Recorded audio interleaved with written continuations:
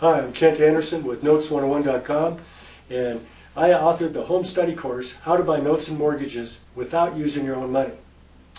Well, I've been asked and people have said to me, hey Kent, here's the biggest question.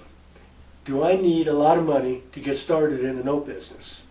Well, you'll find out how to access the top institutional investors in the country to aid you in the funding of the purchase of your notes. And Jim Billings is a good example.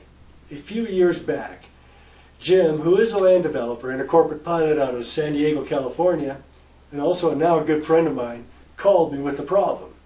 At that time, Jim was selling his notes to private investors, like his accountant and other wealthy individuals with self-directed IRAs. And invariably, they would run out of money when Jim needed it the most, leaving him stranded. And that's a big deal, because Jim used the cash from the sale of his notes to pay for the next phase of the land development project. Well, until they call you, they don't realize the value of institutional investors. You'll explain what an institutional investor is, and then you use their money to purchase your notes, and guess what? You do not run out of money like private investors do. And developers love it.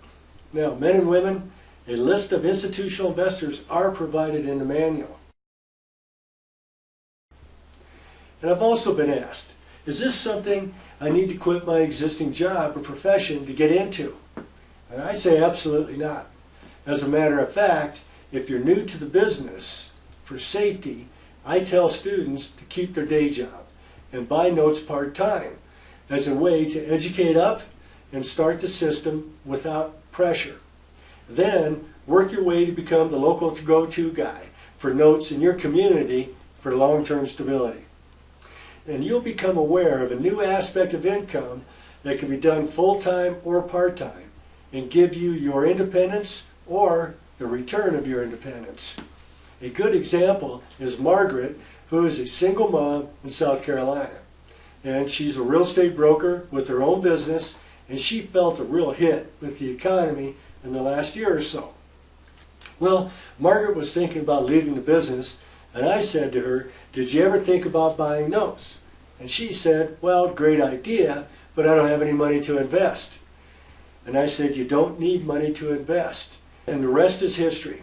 She learned to use her institutional investors' money, the people that invest full time, and have the money to buy notes. Folks, it's all in the manual.